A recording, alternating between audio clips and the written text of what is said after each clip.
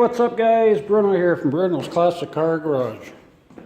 Just getting ready to hopefully do the second final prime and block on these fenders.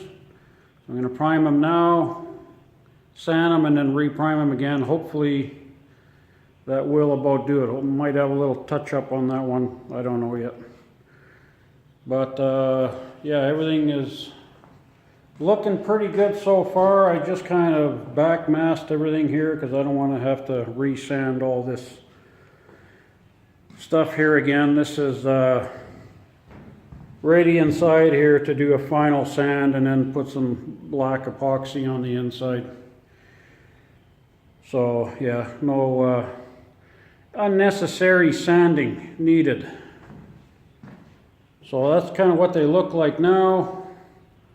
I had a little bit of a warbler right here, just slightly.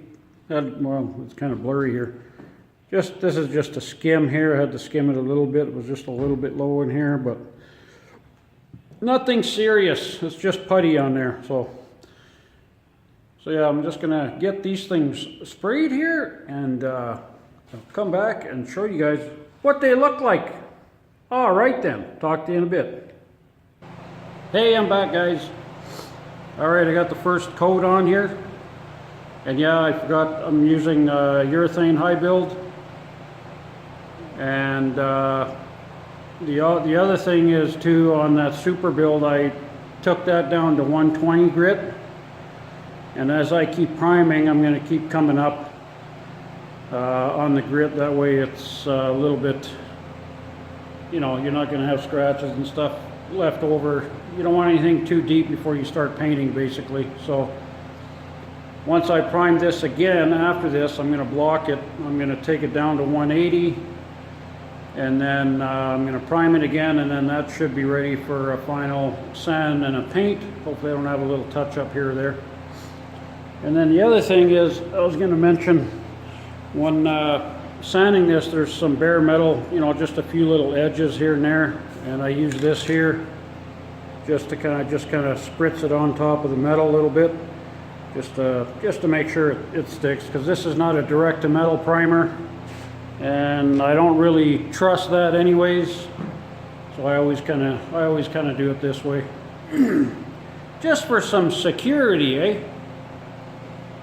But right now that's about it. I'm going to come back here. I think I'm going to have about 2 more coats to go. So, alright guys, I'll talk to you in a bit. Peekaboo, I'm back. Alright, fenders are done.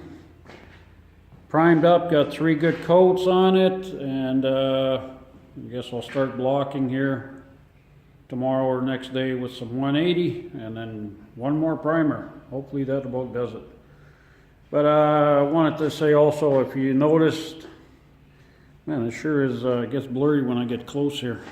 If you notice how dark gray it is on the last coat, I added a little bit of black base into the primer. That way when I'm sanding this, I can kind of tell how far down I'm going. Once I get past the dark, the coat of primer here, then I know I've got, you know, there's 2 more coats underneath there, so it kind of gives me an idea. And it'll kind of act as a guide coat as I kind of sand it down too, but I still spray some guide coat on it anyways regardless. So that's about it for that chapter. And man, it's getting kind of close now. Probably today, Wednesday, Thursday, Friday. So hopefully by, well, maybe Saturday, Sunday, I can start putting some paint on these things. And then that'll be another thing done. Now I just gotta get that hood, get the hood happening here. So that's about it guys, just wanted to show you that. But yeah, if you guys are priming and stuff, like I've been doing this for a long time. I always put base in the last coat, and then I can kind of see what I'm doing as I'm blocking. So you don't have to put a lot, it's just enough to change the color from what's underneath it slightly. So, and then I usually thin the last coat out a little bit also. But yeah, you guys can do that. I don't know if, I'm sure some of you guys know about that already. But anyways, that is it for now, and I will see you guys later. Bye.